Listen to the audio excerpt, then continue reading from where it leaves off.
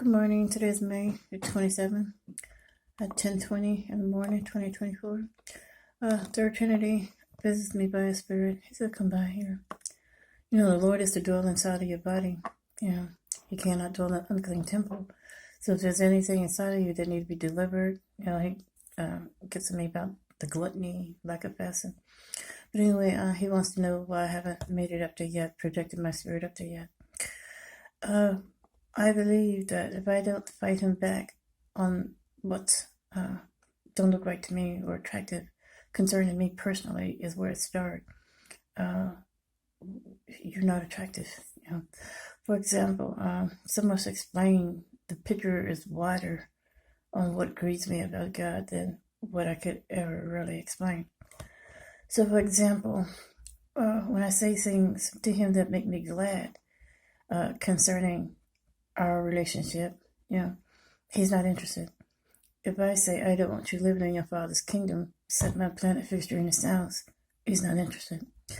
If I say, well, I don't like the way you have our adult integrity under bondage.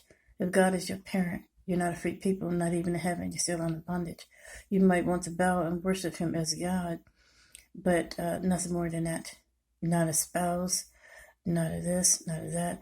Oh, the Lord said, well, if you don't want me to touch you, I won't. So he transformed himself from my husband to a mother figure and said, come on, that's fine. But still, you can't deal violently with nobody and expect them to trust you. You forgot you beat me, you beat women, and you use us as frisbees. Whatever your behavior problem is unattractive. So my inner, he hears everything I say, reads everything I write, listens to every video that I make. What makes you think your violence is attractive? You're not attractive. And why should anybody die and go to hell? Because they're afraid to trust you again. Okay? So don't tell people, well, she loved chicken more than she loved me. It's none of that what you're saying. You're unattractive in your violent ways, for number two. But for number one,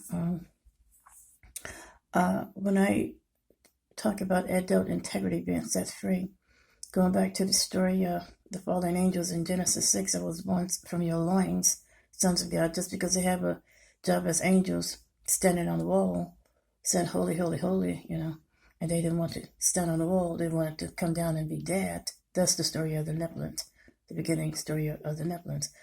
I can see where you have an evil heart as a God, evil without measure. You didn't give them the choice to choose within your courts as to what God they want to stay with and serve. Meaning, if they stood on the wall as angels praising you, that's within your courts. If they wanted to come down to the earth and be a father, that's within your courts.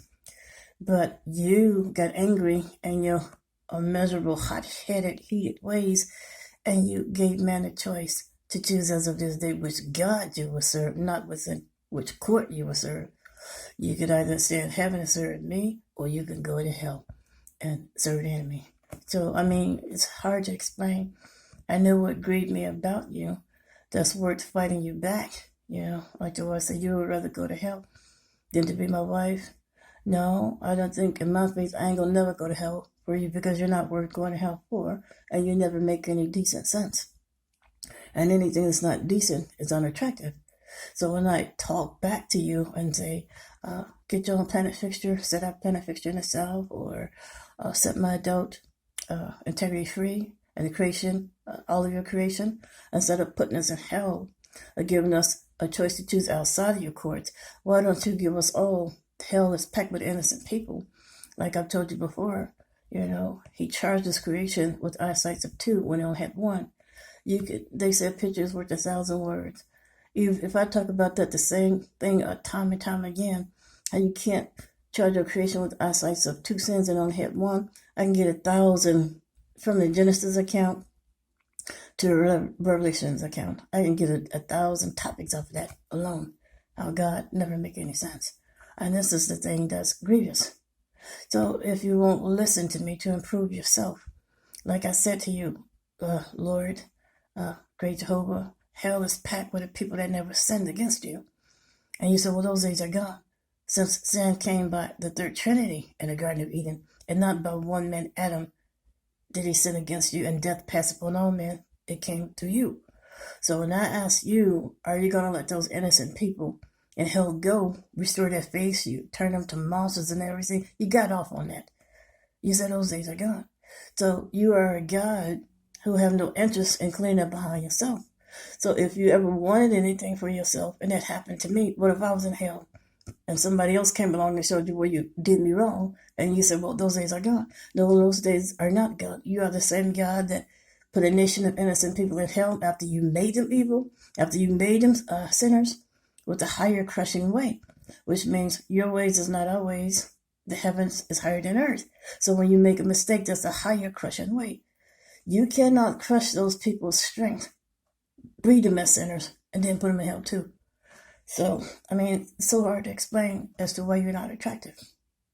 But you're saying if I don't hurry up and get there, no matter what my audience or issue is, straight die, go to heaven, and straighten it up from there. That sounds good, but that don't sound great. I don't want to see your kingdom, period. Because I know once I get there, he's got some kind of holy trance power where he could make you feel good to the highest, feel holy to the highest, feel clean to the highest. I don't want none from you to the highest. I want you to set my own planet fixture in the south. I want you to keep the covenant promise that you made to me. You told me I could say whatever I want to say on behalf of this people, and you would do it for me. So I said, on behalf of this people, the mixture of wheat with tares, the mess you made down here, I want my adult integrity set free. I don't want you to be a parent over me. I want you to set my planet fixture in the south, and I want a brand new people, all right? I don't want the pain, the bottled up stuff that you done made with this people. You keep your people, you made a mess out of their lives, you keep them, and you stop opening up your mouth, recommending them to wait for me to come this, that, and other. I said, set my adult integrity free. So you have no interest whatsoever in what makes me glad. Whatever makes me glad will make you better, will expand you and make you better. But you're not interested in yourself.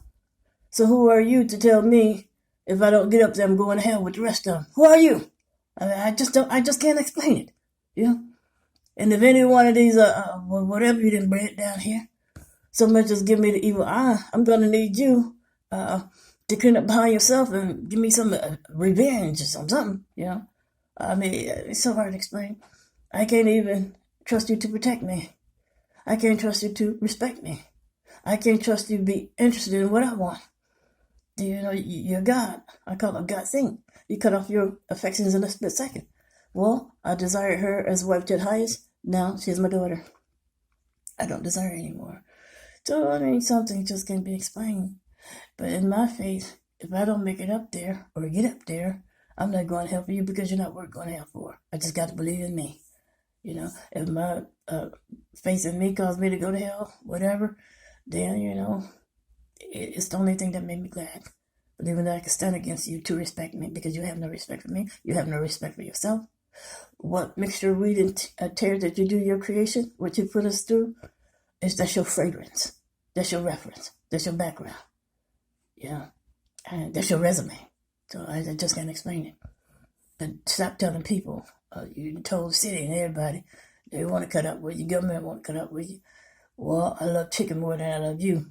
I love idols and that stuff. Listen. Don't you tell me like that. I love my God. God is my Father, just like yours. I love you, Lord. But nobody want to be alone with nobody that's not interested in what makes them glad. All right? You stop telling that tale. And she loved chicken more than she loved me. You stop telling that big tale. Stop telling that tale. Anyway, Nephilims are spirit monsters today. They're real. They could be in the flesh. They are some of the most richest people in the world. But they're still Nephilim monsters from the ancient years, the ancient days. And I told you before another tape, when God, listen, God, I'm not trying to speak sarcastic or negative against you, but stupid is it done. Now I could go to that book from the Genesis to the Realtor Scott and listen. I put a book on a stupid mess you do that don't make no sense. Okay, so now people know about the 2 eyes, 1 eye thing. All right, here go another stupid thing that you thought you had cleaned up. Now, when they fell In Genesis 6, you cast them down, you cursed them from the heavens.